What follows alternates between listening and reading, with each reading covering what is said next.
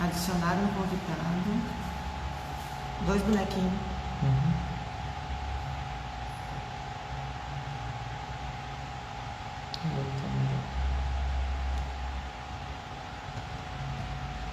Não é ele que tem que... Ah, já estão entrando.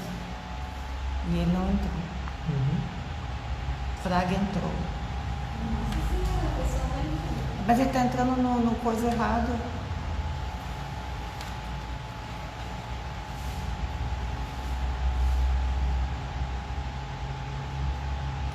Tu vai ficar aqui olhando?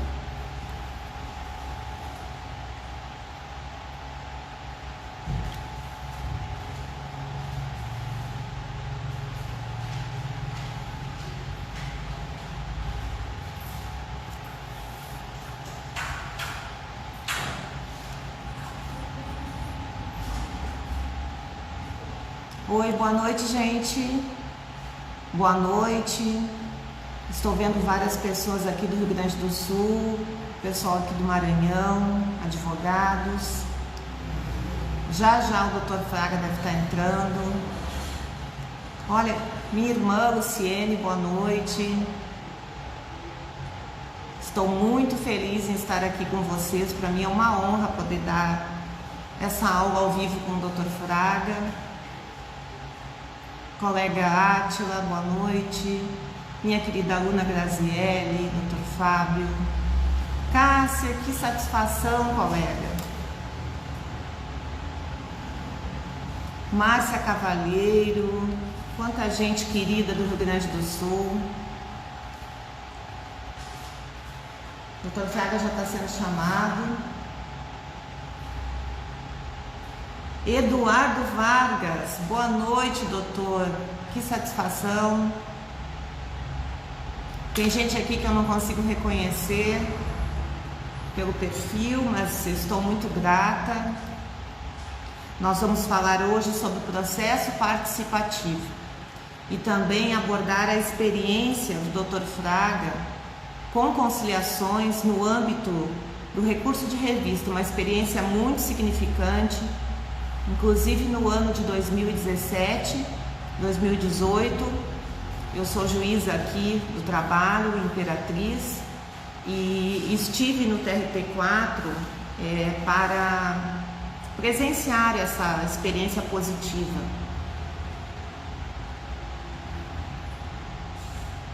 Boa noite, estou vendo alguns alunos.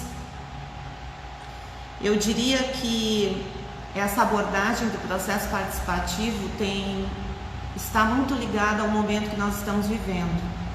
E por isso o pedido de participação do Dr. Fraga, que já na gestão anterior, na vice-presidência, na gestão até 2019, desenvolveu esse trabalho e que vem sendo desenvolvido pelo atual vice-presidente, Dr. Francisco Rossal. Boa noite, professor. Boa noite. Chamando o Dr. Fraga? Sim, Ah, sim. Nós vamos deixar os últimos minutos, eu vou anotar as perguntas aqui, e aí quando a gente chegar num tempo próximo do limite, eu vou interromper para que a gente possa debater. Então, se vocês quiserem, do decorrer da explanação, colocar perguntas aqui, fiquem à vontade.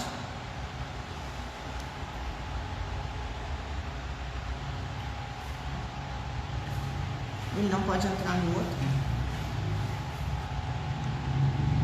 Fabiane, querida, Ruth.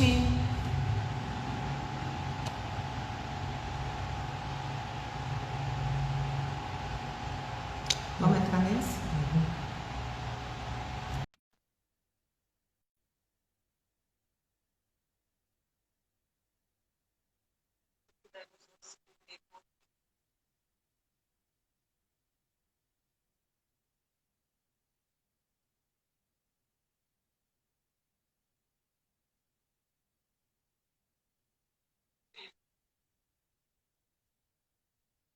Cida, querida advogada, amiga.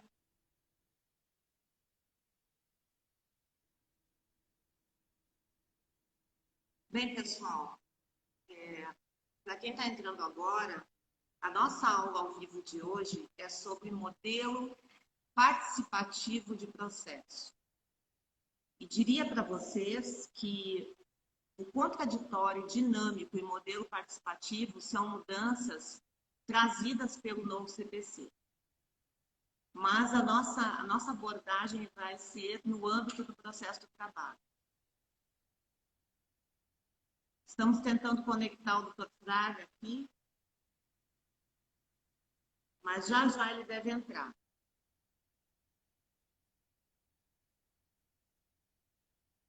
Boa noite, boa noite. Já estamos aqui com vários participantes. Eu peço uns minutinhos até que o doutor consiga conectar. Boa noite, Fabiane, aí do Rio Grande do Sul, que saudade. Uma satisfação, eu vejo vários advogados aqui conhecidos.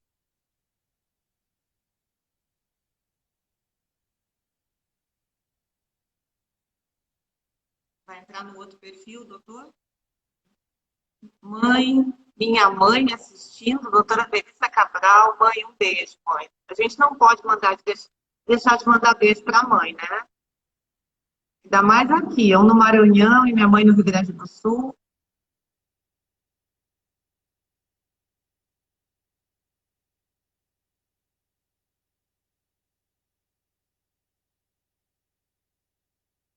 Está com dificuldade na conexão?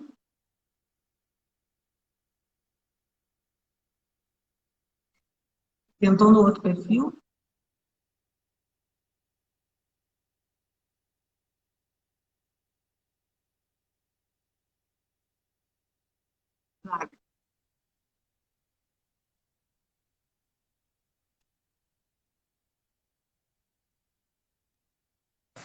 Ah, imagina, todo mundo esperando, todo mundo esperando. Eu acho que eu acho que o senhor quis causar um suspense. Boa noite, doutor. Boa noite, boa noite. É com muita alegria no coração, com muita emoção, porque eu olho para o senhor e lembro dos meus colegas aí no Rio Grande do Sul. Agradeço muito seu convite nessa missão aqui. Esse canal aqui que eu estou criando é um canal de participação, expansão do conhecimento, e nada melhor do que começar ouvindo a sua experiência. Eu vou fazer um breve currículo do senhor, porque eu tenho aqui os meus alunos aqui de Imperatriz do Maranhão, para que eles saibam da sua experiência. Desembargador Ricardo Fraga, além de excelente desembargador representativo no Tribunal da Quarta Região, participa e organiza diversos livros que foram publicados pela LTR, dentre eles Avanço e Possibilidades do Direito do Trabalho. É um juiz, foi um juiz e é um desembargador ativo na área de conciliação, representa um avanço na posição da jurisprudência do Brasil do Bolsonaro. Meus colegas aqui ele tem em alta conta. Não sei se o colega Saulo vai conseguir entrar na live, Eduardo me prometeu, mas todos ele tem aqui como uma das cabeças mais pensantes do Brasil. Para mim é uma honra lhe ouvir. Gostaria, quando o senhor começasse a sua explanação, a sua aula, de saber, em primeiro lugar, da sua experiência tão positiva em sede de revista e conciliação do segundo grau. Boa noite. É uma satisfação estar aqui neste evento sobre conciliações no Maranhão, organizado pela juíza Márcia, juíza e professora. Mencionar 3 nomes ilustres dessa região, o que já foi mencionado, o Saulo. Convivemos muito no movimento associativo das Amatras, há um tempo atrás, nos anos 90. Então, um grande abraço ao Saulo Fontes. Mencionar também Eduardo Vargas, que trabalhou aí no Maranhão e agora trabalha aqui, somos vizinhos, inclusive no prédio do lado, mesmo condomínio, que está nos assistindo, Eduardo Vargas, e que trabalhou nessa atividade de conciliação. Vou mencionar o nome dele ao longo da nossa conversa. E mencionar também do Maranhão, porque é uma figura ilustre, esse sim, do Brasil e do mundo, que é o Agostinho Ramalho. Nesses dias de pandemia, assisti 2 debates do professor e grande filósofo. Agostinho Ramalho é uma figura pensante muito ilustre, muito importante, já trouxemos ele no passado aqui no Rio Grande do Sul, e se ele, com a figura que ele é, existe aí no Maranhão, sinal que existem outros com sabedoria semelhante. Cumprimento a todos. Envio um abraço do vice-presidente da Ana Matra, o Giz Colucci, que gostou muito e tentou estar presente nesse evento, talvez mais no final consiga. A experiência que eu trago de conciliação em processo submetido a exame de recurso de revista, aquele momento que aqui no Rio Grande do Sul o vice-presidente examina se recebe ou não recurso de revista, enviando o processo para o TST, fizemos uma experiência de conciliação e trabalhou muito nisto uma servidora do gabinete onde eu estou, que é a Luciene. Viva! Entre tantas qualidades, é irmã da Márcia. Talvez por isso o convite para que eu esteja aqui hoje, de trabalhar ao lado da Luciene, que é irmã da Márcia e que trabalhou muito nessa experiência, nesse processo. Quando nós chegamos ali na vice-presidência e diante do maior número de processos pendentes deste exame em todo o país, nosso tribunal tem o maior número, nós tratamos de organizar o setor, já estava organizado, organizar mais, organizar o site com dados que já estavam no site, mas em ícones diferentes, e organizamos o site. Temos hoje um site que talvez seja um dos melhores do país, colorido, se examina esse processo por assunto, por turma, por juiz, por advogado. É muito fácil de exame e muito rico o nosso site. E resolvemos chamar os advogados e conversar também sobre essa realidade, que é o maior número de processos nesta fase de todo o país, com a possibilidade da conciliação. Começamos em abril de 2018, fizemos uma reunião com advogados, em fevereiro, em março fizemos com servidores, e em abril começamos a realizar as primeiras audiências de processos que estavam na vice-presidência para o exame do despacho de admissibilidade ou não do recurso de revista. O resultado, ao longo de 2 anos, foi excelente. No site do tribunal, se acessar ali recurso de revista, conciliação, dados estatísticos, números excelentes. No início quase empatamos com todos os outros 48 desembargadores, depois ultrapassamos e no final quase que o dobro. E ainda hoje é um número maior de conciliação nesta fase do que nas fases anteriores. Por um motivo muito simples. Nesta fase do processo já existem 2 depósitos recursais.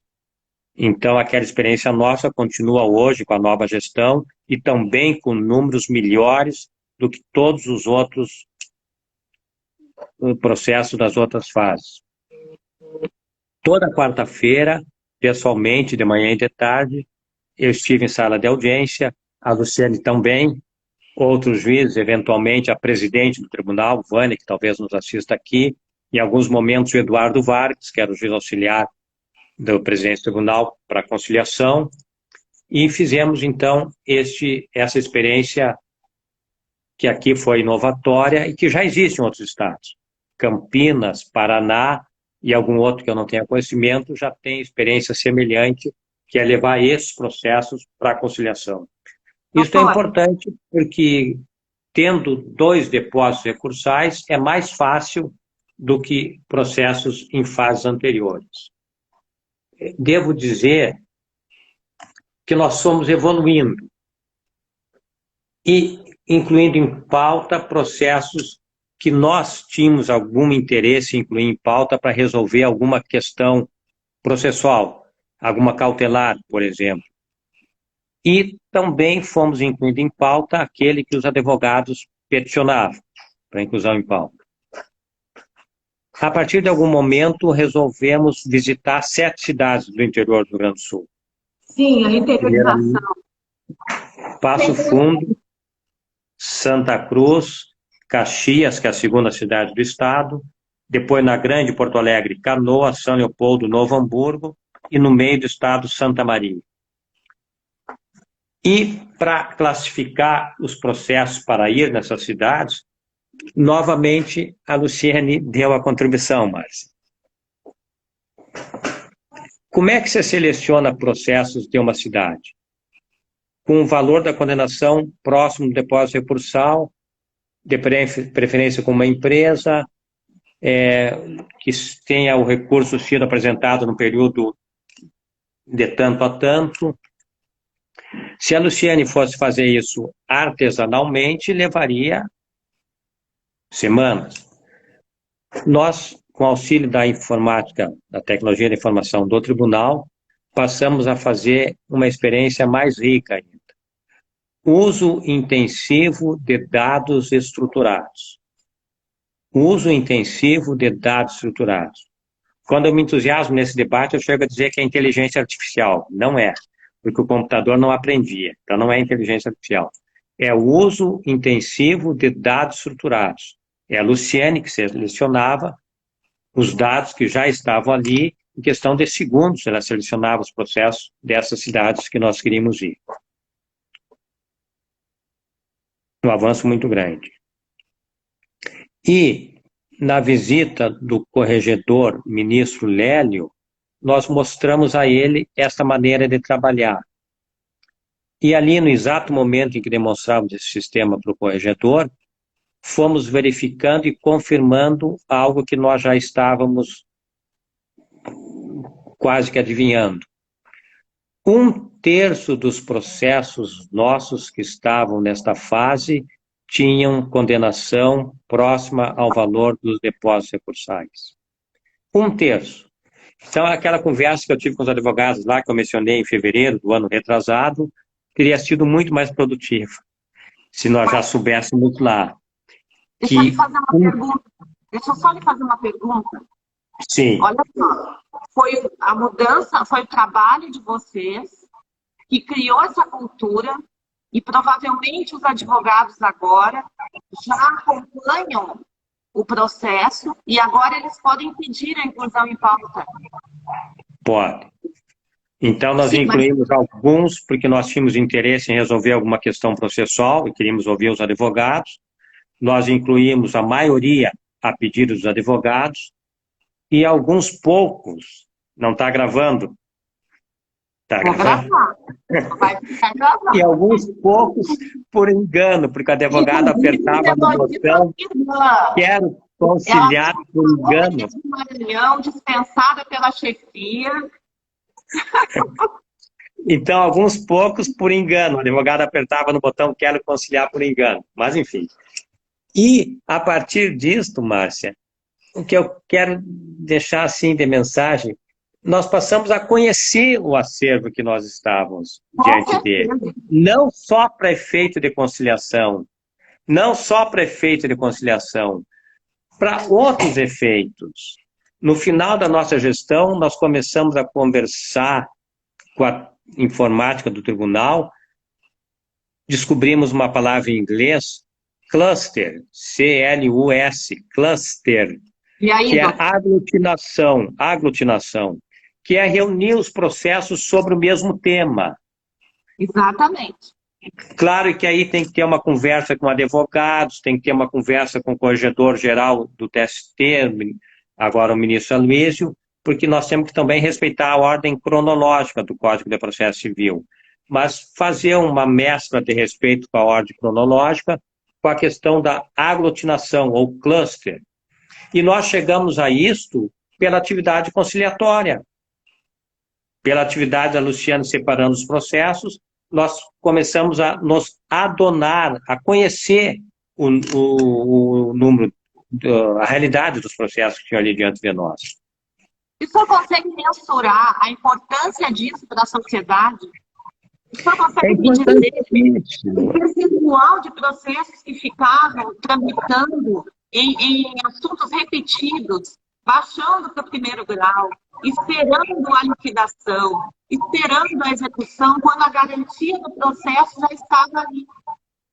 Importante, e aí, Márcia, para isso serviu 5 visitas que fizemos ao Tribunal Regional Federal aqui da 4ª Região, que se considera modelo para o país na atividade conciliatória. Nós somos, primeiramente, só o pessoal do gabinete. Isso só me levou lá, lembra? Quando eu estive aí, a pedido do TRT, nós fomos na Justiça Federal. E, primeiramente, só o gabinete, depois os colegas de turma, depois com a presidente Vânia, depois com os colegas do Sejusc, depois, numa 5ª visita, fomos em mais de 10.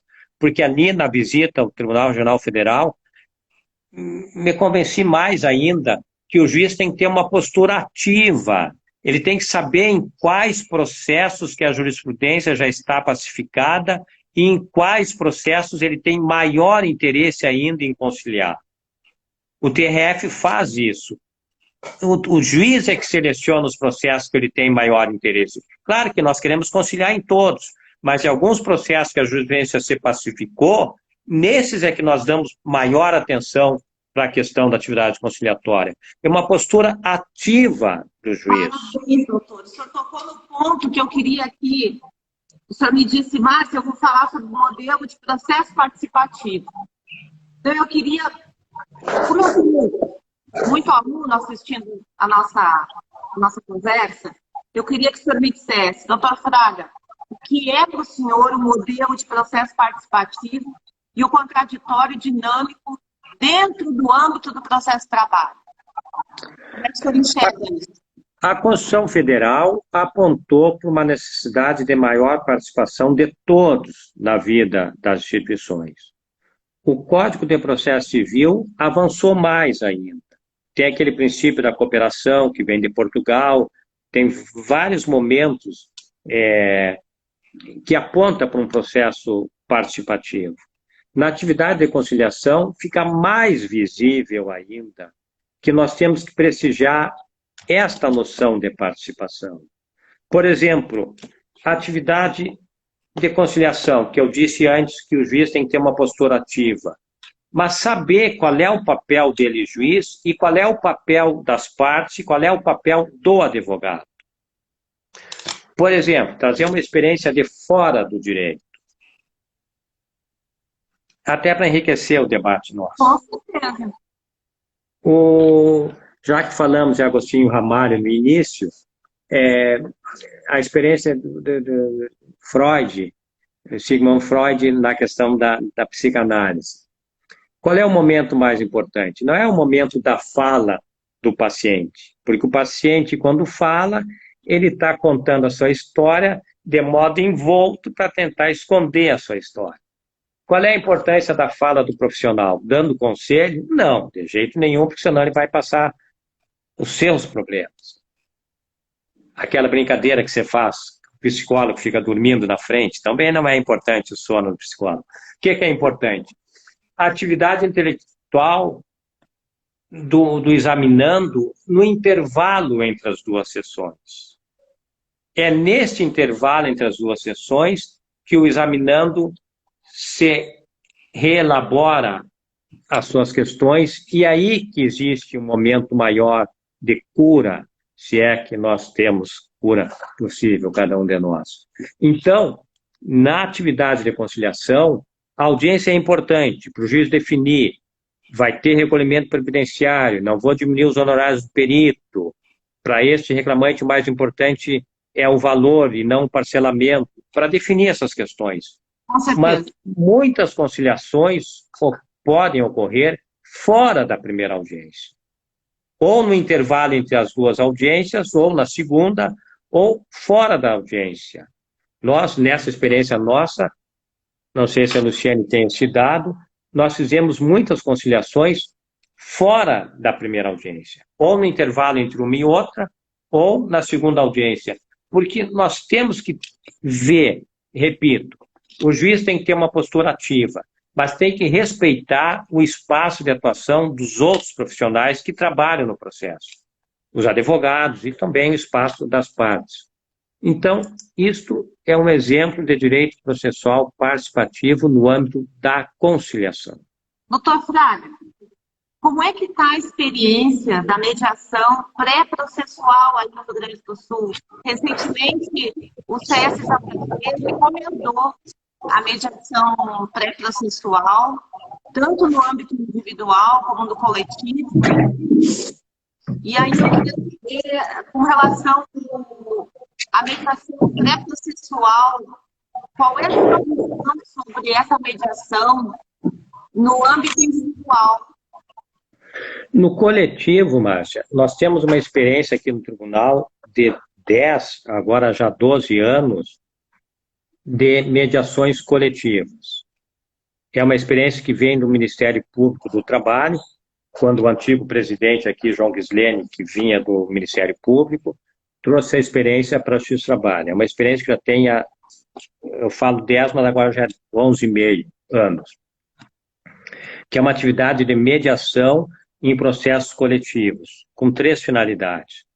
A elaboração de norma para ser levada ao dissídio coletivo, para julgar na sessão de dissídios coletivos, e a elaboração de normas coletivas também, para levar a registro antigamente na autoridade administrativa do Ministério do Trabalho, que não existe mais, agora é o Ministério da Economia. E uma terceira situação, que aumentou muito nesses dias de pandemia, já existia antes, que são questões coletivas, que abarcam um número muito grande de trabalhadores, notadamente agora as despedidas. Sim. Embora a nova CLT diga que não precisa da atuação do sindicato, expressamente diz o novo texto da CLT, mas é necessário. Nós fizemos muitas audiências,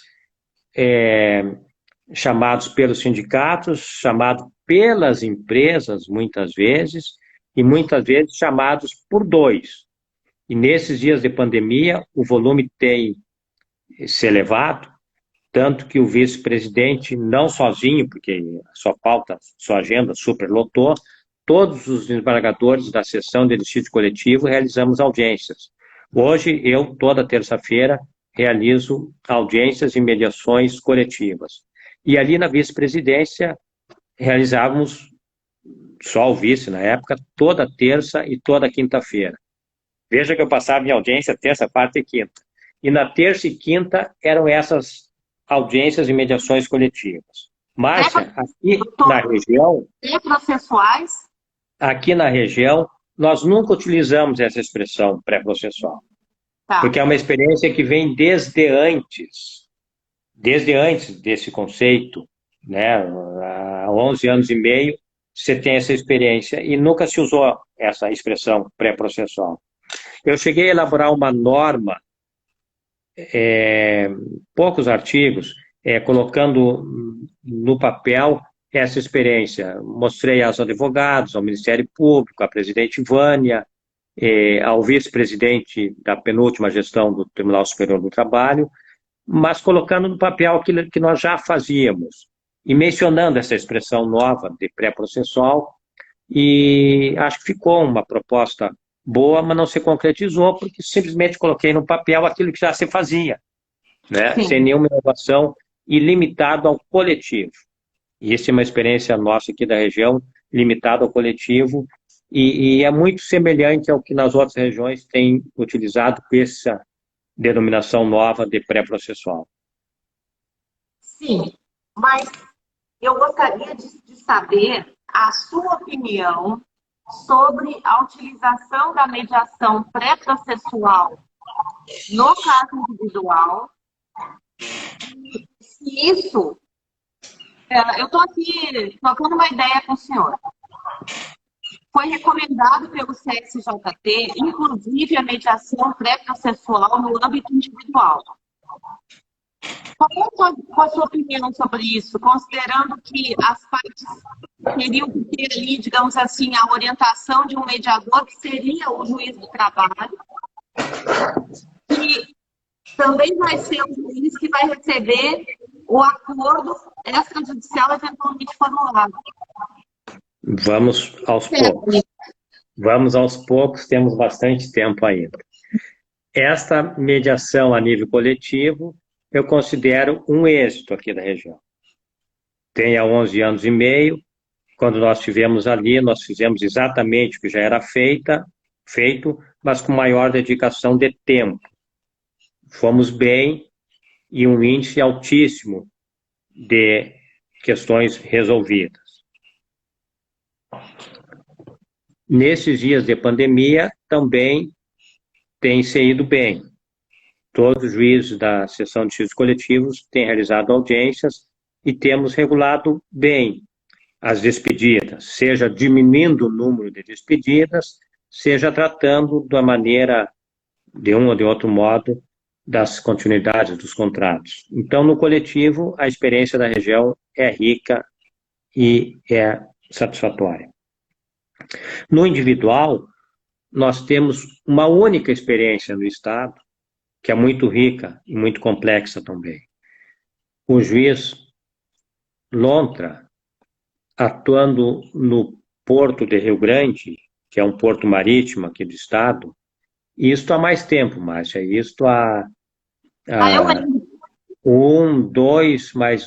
5 anos atrás, talvez. Quando aquelas plataformas tiveram com dificuldades econômicas e houve despedida de milhares de trabalhadores de todo o país que vinham para a cidade de Rio Grande e tinha que ser tratado o pagamento das rescisórias. Sim. Número 10 mil, 20 mil, 30 mil trabalhadores. Rio Grande é uma cidade com 200 mil habitantes e a cidade tinha quase que dobrado o número de deles. O Lontra realizou um trabalho muito rico nessa questão das rescisórias. Foi um trabalho muito intenso, satisfatório, você conseguiu que fosse pago, né, as parcelas rescisórias de todos aqueles trabalhadores, numa atuação que as juntas, que as varas do trabalho da cidade não teriam como dar conta. Para ver só a gravidade da situação,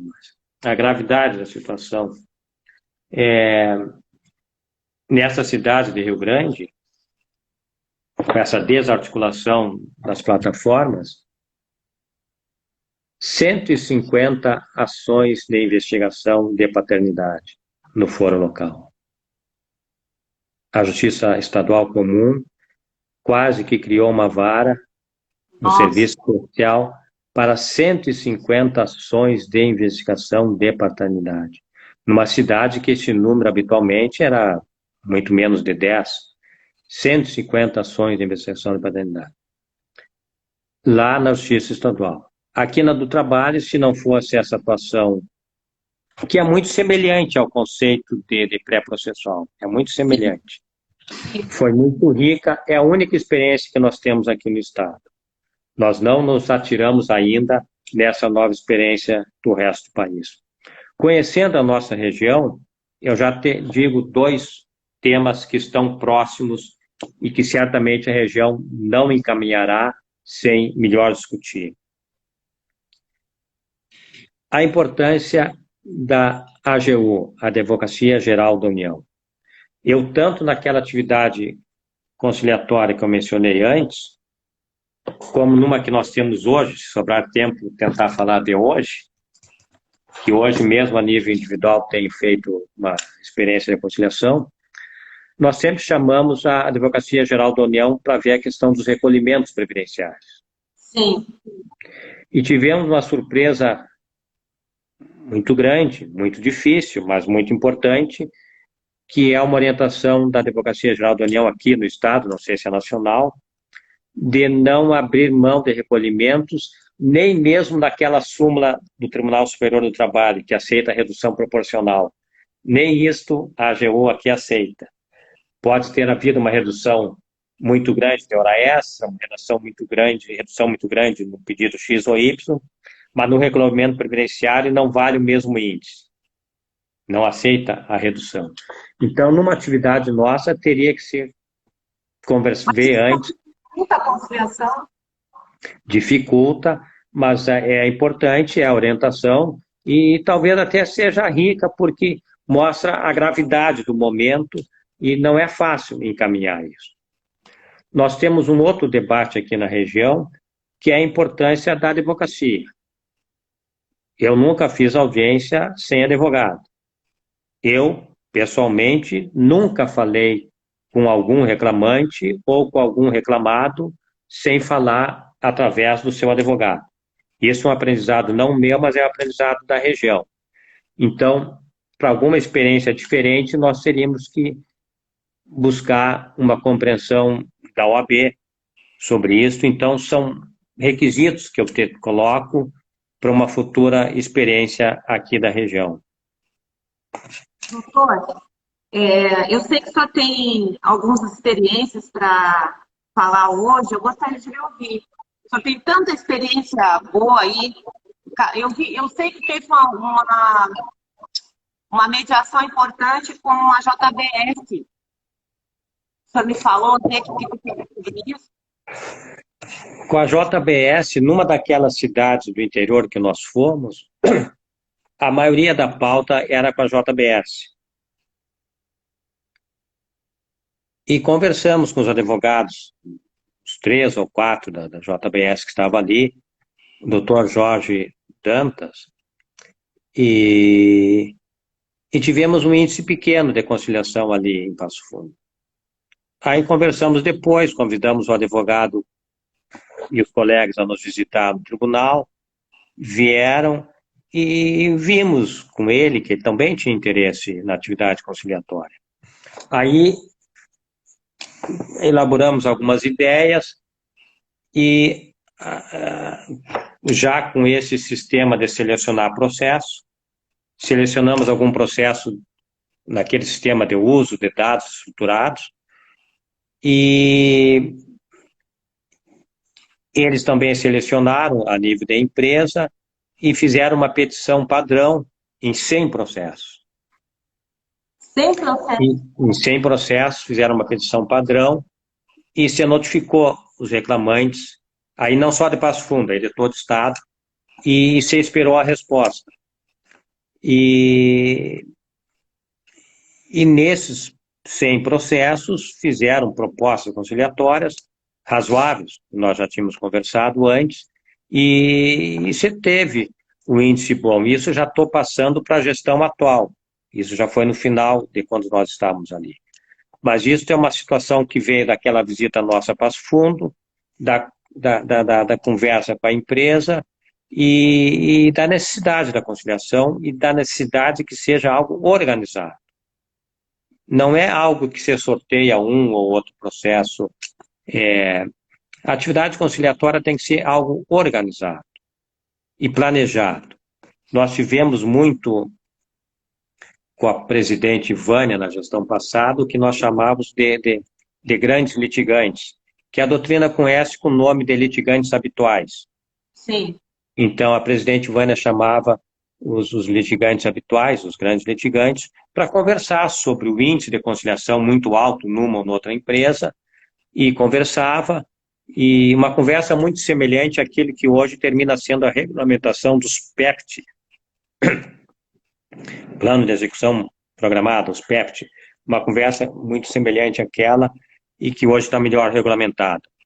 Então, é uma atividade, né, que comprova, que consolida aquilo que eu digo que tem que ser uma atividade organizada, atividade de conciliação. Um exemplo mais simples.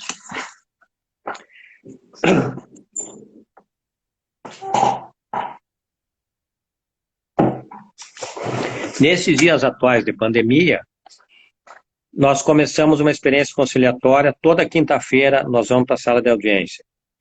A assessora, um assistente, a Luciene de novo, e eu vamos para a sala de audiência virtual às quintas-feiras, com auxílio da juíza coordenadora do Sejus, que aqui é a juíza Aline, que tem uma experiência e estudo nos Estados Unidos sobre conciliação. E outro dia, não quero aprofundar muito, porque o processo está em andamento ainda, Mas outro dia você chegou a um índice razoável de conciliação, mais da metade, de valor daquela conciliação, mais da metade, porque era uma empresa em recuperação judicial. E o advogado, você via que ele estava satisfeito, era 60%, 70% do que ele pretendia para habilitar.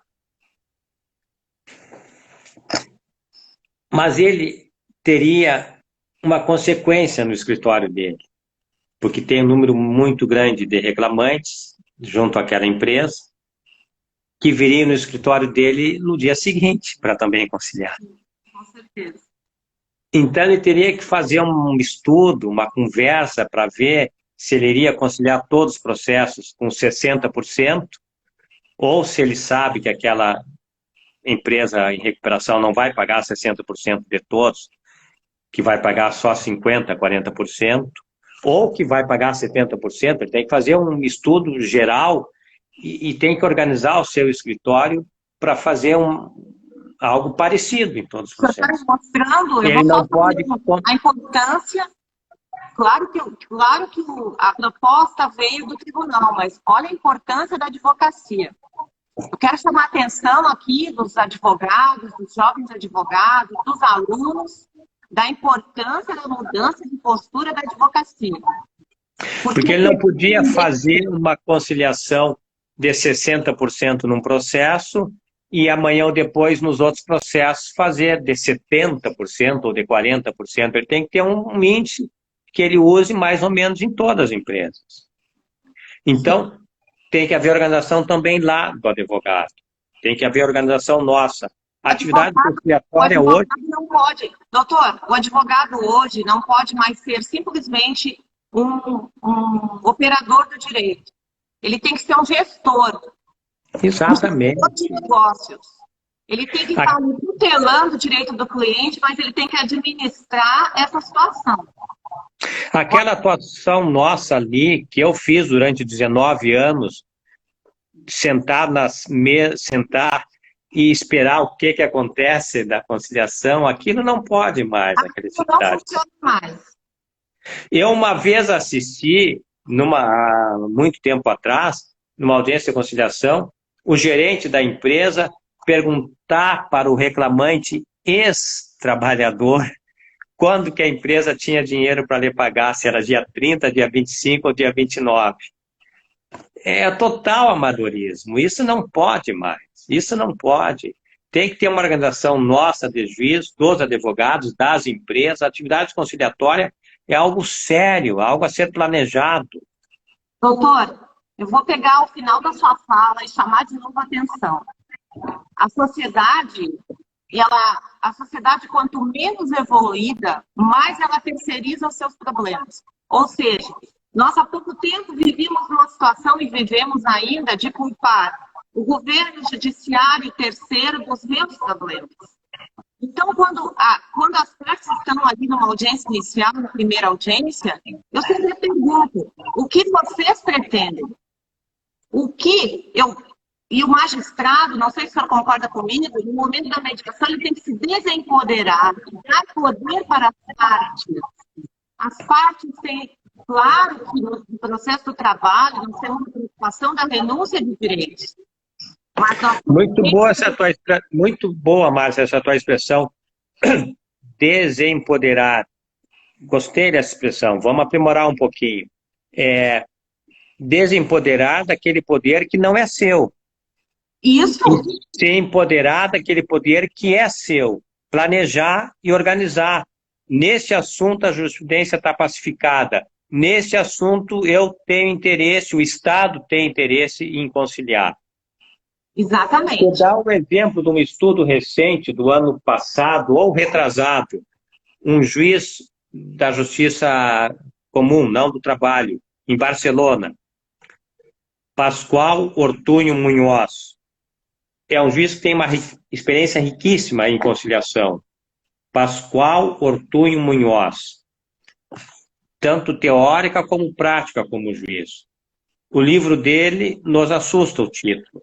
Justiça sem juízes. Justiça sem juízes. são práticas que estão fugindo de nós. Nós temos que organizar, e no direito do trabalho tem que ser na justiça, mas para isso nós temos que nos organizar, temos que nos planejarmos e temos que conversar com os outros segmentos sociais, com a advocacia, notadamente com a advocacia, para ter uma atividade mais rumo ao que o Código de Processo aponta, a Constituição aponta, o direito processual participativo. Mas aí eu queria fazer um parênteses com relação à mediação pré-processual. Ano passado, eu fiz um curso em Campinas, no TRT 15, que me credenciou a supervisionar centros de conciliação. E conheci o pessoal lá, e já está à frente aqui do nosso TRT, né? E eu fui perguntar sobre a questão da mediação. E o que eu ouvi? Eles já estão recebendo pedidos de mediação, só que nesse ato de mediação, pré-processual individual, existe a presença de advogados. Aquilo que você colocou no início. O advogado não é dispensado, porque daquela conversa, daquele acerto, aquilo vai gerar um acordo extrajudicial, onde o juiz ali ele está fazendo uma mediação e muito provavelmente aquele acordo está nos parâmetros legais dentro do direito do trabalho, observando a eventual preocupação com renúncia de direitos. O senhor falou, eu quero pegar esse gancho, justiça sem juiz. Se nós não abrirmos a nossa porta para o que está lá na rua, nós, que eu digo justiça trabalhista, corremos o risco de que as lides sejam resolvidas sem a nossa presença. Portanto, essa mediação pré-processual individual, sob o meu ponto de vista, ela se torna mais uma porta aberta da justiça do trabalho. E nós temos que nos modernizarmos. E eu conheço a experiência de Campinas em questões coletivas. A vice-presidente judicial, a desembargadora Tereza, que já esteve aqui palestrando para nós, e eu visitei o TRT de Campinas, eu conheço muito a experiência dela em questões coletivas. Riquíssima, riquíssima. Ela gosta muito de contar que uma determinada greve tinha audiência só para a semana que vem, e ela indagou assim, mas não estão em assembleia? Estão em assembleia na frente da estrada. Então, liga o celular aqui, mostra lá a assembleia, faz a proposta, discute, e pelo celular fizeram uma audiência, né, com solução que satisfez a todos e resolveu um assunto ali de litígio coletivo na hora. Então, eu conheço muito a experiência da vice-presidente judicial de Campinas, a desembargadora Tereza, nessas questões coletivas. Nas questões individuais, eu não conheço, porque passei só um dia no Tribunal de Campinas e não tive tempo para conhecer a experiência deles em questões individuais. Doutor, nós temos mais uns 10 minutos. Eu gostaria que o senhor ficasse à vontade entre o que o senhor direcionou para falar aqui para o nosso público. Além dessa experiência que eu mencionei no início, no recurso de revista, eu participei de outras 2 experiências aqui. Antes de estar na vice-presidência, com aqueles processos submetidos a exame de recurso ordinário. Foi uma experiência de 1 ano ou menos, que nos serviu para chegar próximo do tema, porque eu tinha aquela experiência de juiz de primeiro grau e estava longe da sala de audiência há 10 anos, então foi importante, eu acho que serviu para a nossa experiência no recurso de revista, mas foi uma experiência pequena, de menos de 1 ano. Ali eu assisti uma audiência muito interessante com a assessora, que me marcou muito.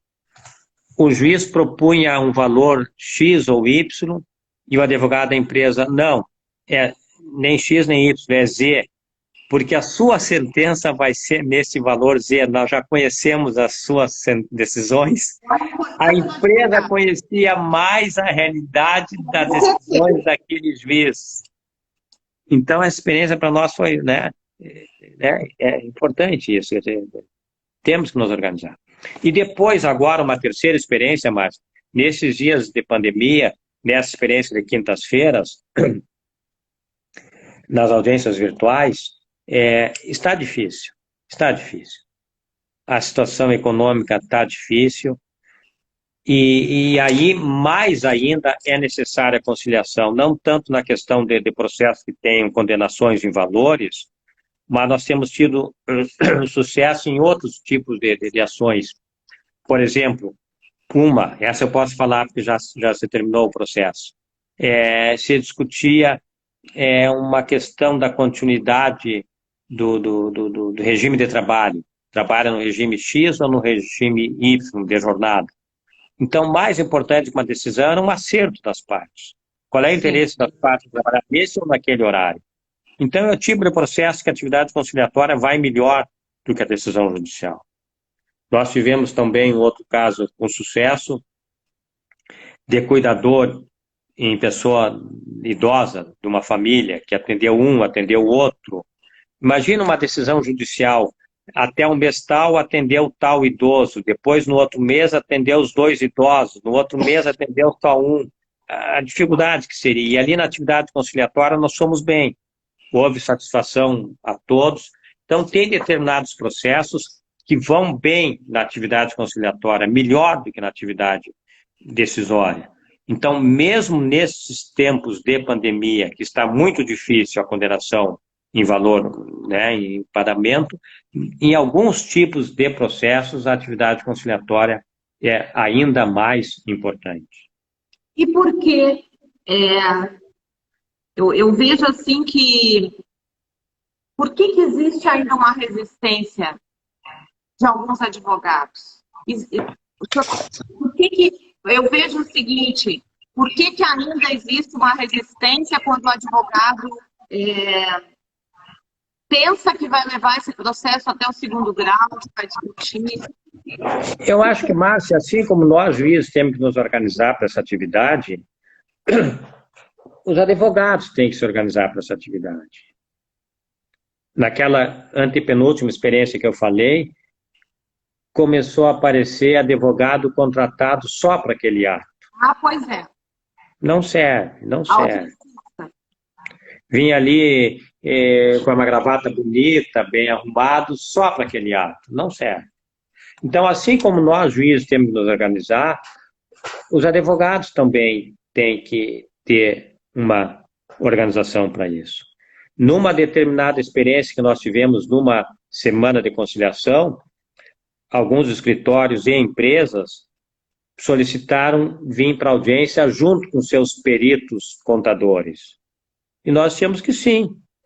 Então, tentava o reclamante, o gerente, o advogado, o outro advogado, e cada advogado com um perito contador ao seu lado. Era uma semana de conciliação.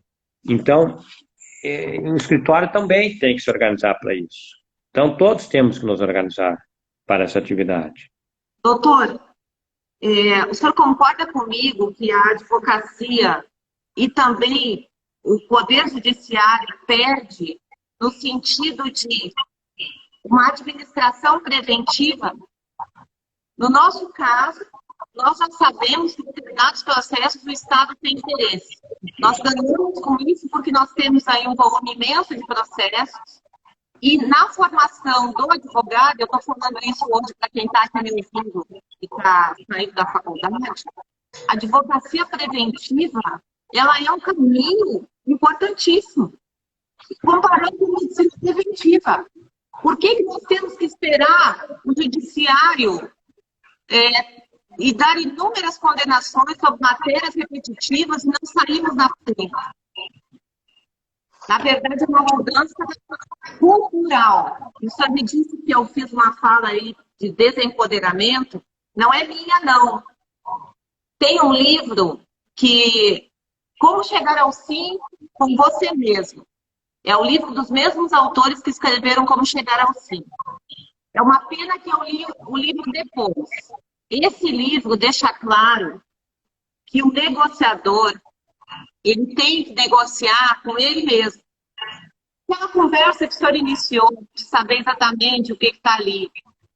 Tudo isso, muitas vezes, perpassa por um poder que o magistrado não quer dividir, porque acha que aquela decisão dele sobre aquela matéria ali vai ser inédita, e não é. A gente sabe que o número de processos da Justiça do Trabalho, eles têm um universo repetitivo, decisórias não cumpridas, horas extras.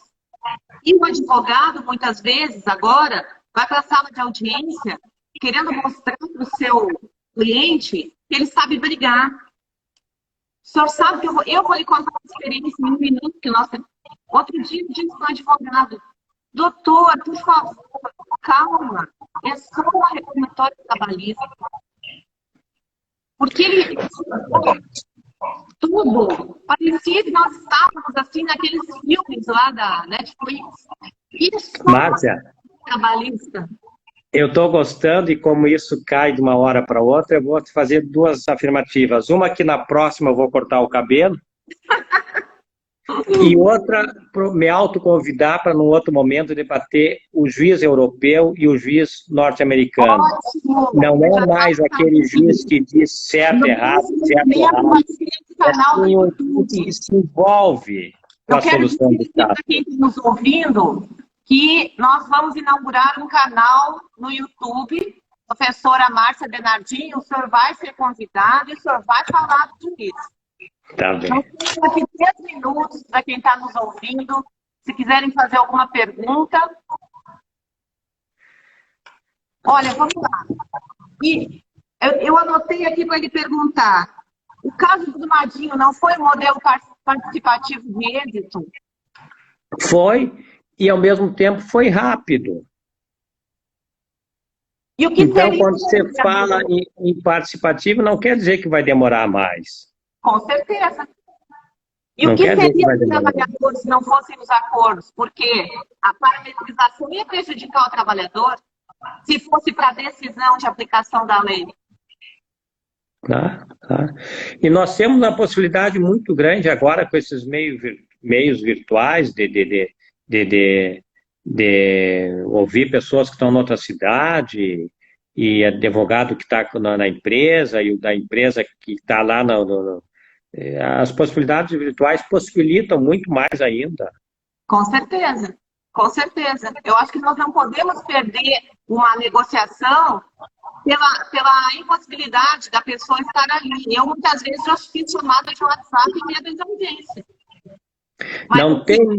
Não tem mais espaço para aquele juiz, isto é certo, isto é errado, isto é certo, isto é errado. Não é, o juiz tem que pensar na solução do caso. Mas no último minuto, um conselho aqui para os advogados, meus alunos que estão nos ouvindo. Não leiam esse livro, Justiça Sem Juiz, espero em português, vai vir com outro título. E o outro é pensar mais nessa figura do juiz, não mais europeu, mas no juiz norte-americano, o juiz pensando no caso, na solução do problema. Um juiz, né, mais atuante, mais ativo. Eu cheguei a isso lendo Antoine Garapon, da França, mas tem 1001 autores que tratam disso. Então, a gente vai se despedindo aqui, agradecendo a presença de todos. Eu agradeço imensamente a sua presença. O seu conhecimento, nós podíamos ficar numa live de 24 horas aqui, né, doutora? Agradeço os elogios à minha irmã. O senhor fez isso só pro meu coração doer. Saudade do Rio Grande do Sul. Fui servidora por 22 anos no TRT4. Olha aí. Até me emociono. Vou ser convidado de novo. O senhor vem falar aqui no nosso canal? Certamente, certamente. Então, doutor Fraga, a gente vai sair do ar daqui um pouquinho. Tá bem, tá bem. Aqui, o meu muito obrigada. Boa noite a todos. E continue. E aos advogados, não esperem que o juiz os chame. Preparem-se, mudem o perfil, não é isso também? Exatamente. Boa noite. Boa noite. Boa noite. Boa noite. Você pega tudo.